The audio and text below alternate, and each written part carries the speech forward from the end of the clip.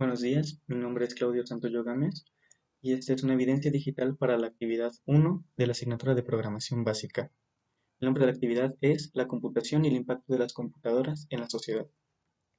Comenzaré hablando de los lenguajes de programación.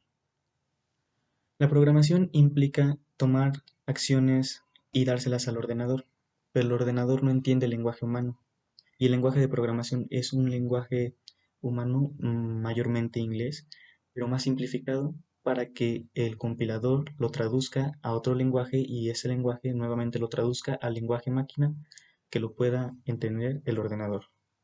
Por ende, el lenguaje de programación está hecho para ser más fácil de entender para los compiladores para poder pasarlos posteriormente al lenguaje máquina. ¿Pero qué es el lenguaje máquina?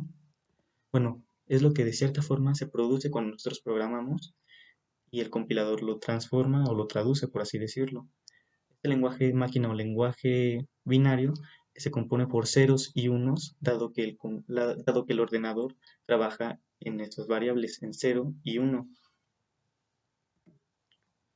Otra actividad que se encargó dentro de la misma actividad 1 fue ejemplificar la importancia de la mecatrónica, de la programación en la ingeniería mecatrónica, perdonen. Y esta radica en que nosotros como mecatrónicos, entre otras cosas, incursionamos en ramas como la electrónica o la programación de PLCs. Es por ello que desde primer semestre debemos aprender programación básica y sus fundamentos y funciones. En este semestre y en esta asignatura, el principal lenguaje con el que trabajaremos será C++. Ahora hablemos de los tipos de lenguajes en la programación. Tenemos dos principales que son los de alto y bajo nivel. Son en esencia lo mismo, pero hay una pequeña diferencia. Como ya expliqué, los lenguajes de programación son simplificados para que la máquina pueda entenderlos después de pasar por el compilador. Bueno, la diferencia entre el lenguaje de alto nivel y el de bajo nivel es que el de alto nivel está diseñado y creado específicamente para poder ser usado en diferentes tipos de hardware, como lo podría ser una PC de escritorio o una laptop o una tableta o un smartphone, mientras que un lenguaje de bajo nivel está diseñado para ser usado en hardwares específicos y los mismos hardwares están diseñados para ser usados por el mismo lenguaje de programación, viceversa. ¿Cuál es la ventaja del lenguaje de bajo nivel?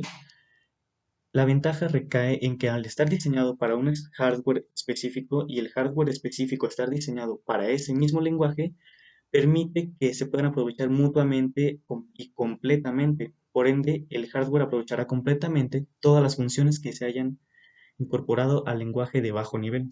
Esa es una ventaja, pero la desventaja sería que no podría ser usado en otros tipos de hardwares. Lenguaje ensamblador. Cuando el lenguaje de programación, ya sea de alto o de bajo nivel, es ingresado y es compilado, el compilador lo que hace es simplificarlo aún más y pasarlo al lenguaje ensamblador. El lenguaje ensamblador son las mismas decisiones que hemos puesto, las mismas acciones, pero más simplificadas. Son un poco más complejo de entender dado que está más simplificado para el ordenador.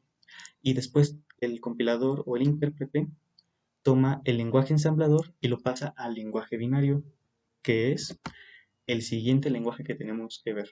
Lenguaje binario o lenguaje máquina. Como lo expliqué casi al principio, el lenguaje binario o máquina está compuesto por ceros y unos. Y esto es dado que la computadora al trabajar con electricidad, conoce voltajes de 1 o de 0, o tiene o no tiene voltaje. Y es de ahí donde se utiliza el lenguaje máquina y es por eso que es el único que entiende. Entonces el compilador lo que hace, regresemos, es pasar de un lenguaje de alto o de bajo nivel, lo traduce a un lenguaje ensamblador y del lenguaje ensamblador al lenguaje máquina y es por eso y de esa forma que nosotros al programar el ordenador nos podrá entender porque fue traducido en nuestras acciones que insertamos a ensamblador y de nuevo a máquina, que es lo que, como ya mencioné, entiende la máquina.